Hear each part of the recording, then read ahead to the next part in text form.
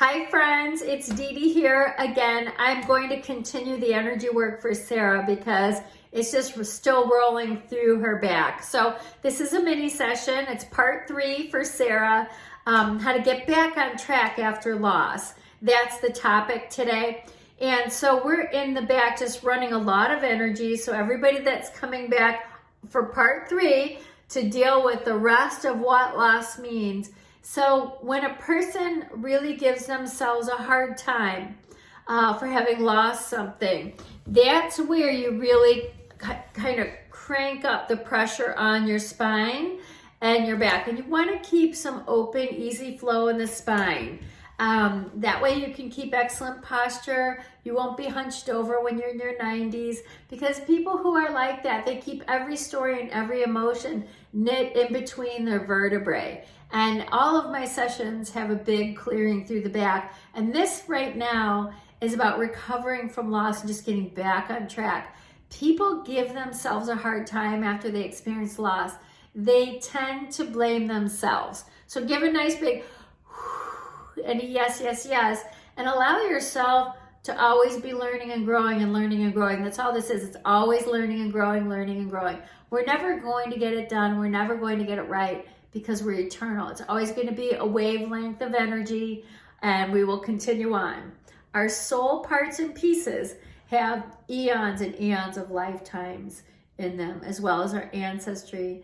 And so clearing our body is really important energetically so that we're always open and available for the next best thing. And we're present moment, enjoying our life in our healthiest way possible. So give a nice big exhale and a yes, yes, yes. This is part 3 of the mini session today. Getting back on track after loss and dusting off your pants and moving forward really cleanly and clearly and energized. So give us an exhale and a yes, yes, yes.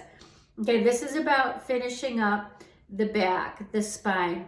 And Sarah's a great example, which is why I jumped back on and started the camera again, of how we start to get, we get mad at ourselves after loss, that somehow we messed this up, and blameful of ourselves. And then beyond that, we start to think that our perception of ourselves is contingent upon those around us. And we're here to tell you that is just not truthful thinking. The truth is your entire life is created by you, and it's based on how you feel about yourself inside, how you define yourself inside. You are the one that puts the value on yourself, and you project that out into the world energetically, okay? So it never has to do with what others think of you. It has to do always with what you think and feel about yourself. And we're just reversing those patterns and programs in Sarah right now. Everybody has a version of this, but then we remember again, we go, oh wait, I need to get myself back on track. I like the track I'm on. I like the person I am. I like what I'm learning right now. This is a great time. Just knowing that you are who you are, regardless of what other people's perception of you may be, you're not going to take that on. That's all. That always has to do with all of their patterns and programs.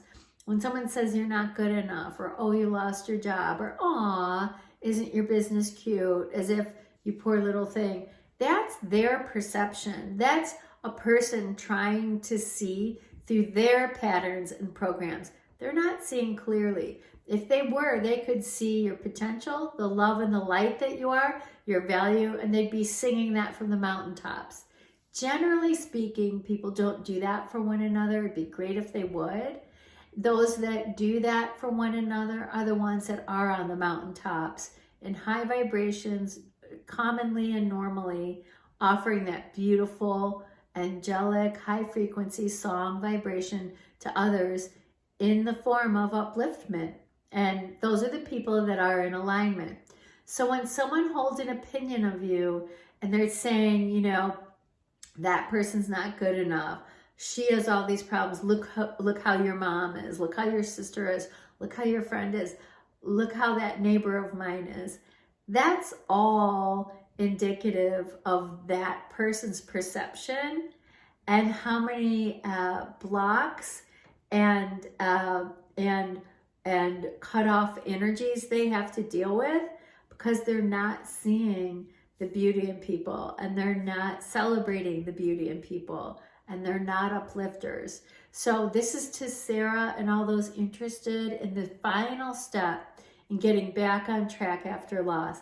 It is not your fault, and you cannot get hooked into what other people think of you and the bad things that they're projecting onto you, either thinking through thought, word, or deed, what they're saying, what they're doing, how they're treating you, and how they're feeling about you. Got to let it go. And so a lot of people are deceived, and they're willing to let others deceive them also. And for energy work to really work, it's important for you to get down to the core of who you are, which is pure light. And you are an extension of God, and you are made in the image and the likeness of God. So you're an extension of God, which means there's a lot of beautiful stuff here, and it's important to focus on it, highlight it, sing the praises of it, always find and seek to find and live in the silver lining of people, places, and things, and uplift. All those that don't want to do that and point out what's wrong with other people, creating divisiveness in families and friendships, in neighborhoods or communities, let them live at that level.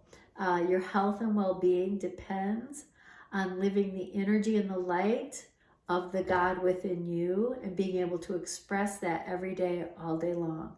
In that realm, there's really no loss at all. And so you're so grateful and happy that you've just let go of something that wasn't fitting, okay?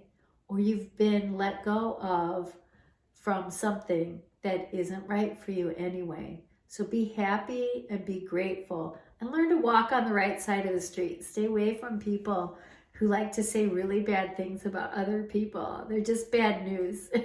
Okay, so on that note, let's finish releasing the rest of Sarah's spine.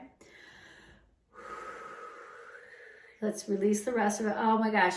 Having said that, just opened up and all this light is spilling into your spine, Sarah. I'm glad that all of you jumped back on with me for a few more minutes just to kind of top off this topic. It was a bigger topic than what I would normally do for a mini session. I'm happy to do it. Sarah is completely open in her back. She's got a few little aches and pains that are coming up as a result of the energy and the shifting that we just did for her. So let's give it a few more minutes and see if we can finish it up in her back. So just remember, that back will not be healthy if you're a person that's full of judgment. Yes, we get our feelings hurt. Yes, people are always trying to get in on our business with our family, our relationships with our children. They're always trying to say negative things about one another.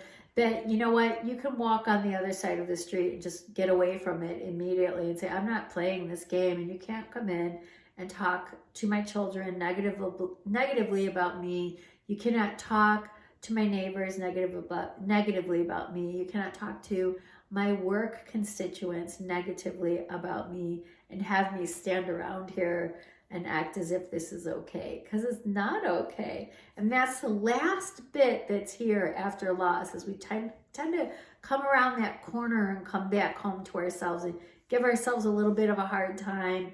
And then we worry about the perception of others, that others have about us as a result of having had a loss. So this last piece is about judgment. We are learning how to just let it go. It's not your business. If it's not in your own house, if it's not yourself and having to do with what you do every day and the things that you're actually responsible for, gotta let it go, because it has nothing to do with you. It's just other people's blocks and cut off energy. So that's what their perceptions are. So big exhale. And yes, yes, yes. They're not clear mirrors, so you can't allow those reflections to come back to you and define you in any way, shape, or form. So big exhale. We can have boundaries and ask people to back off if they're trying to get in our business. We can have boundaries mentally and make sure we're focused on the things that matter the most to us, okay? Okay, big exhale, one more, and let's release the rest of this. Good. A lot of energy and light is being released from everyone's spine who's watching this video, so this is great. All right, just release it all, especially that right leg likes to store, you know, kind of the aggravation of others that have interfered with our lives. So just big exhale, whether it's with the job, community, maybe it's our business, maybe it's a client, maybe it's a family member. Let's release. They shouldn't be there. They shouldn't be in your business. Okay, let's release the rest of this. There we go. And that means you definitely shouldn't be worried about their perception of yourself. It has nothing to do with you at all. All right, Sarah, you're in excellent form. The energy just let go. They're saying that we are in really good form for Sarah. She really stands well. Play this video over and over again as much as you'd like until you feel that the depth of the healing has reached you enough to give you a great big shift. Okay, bye for now.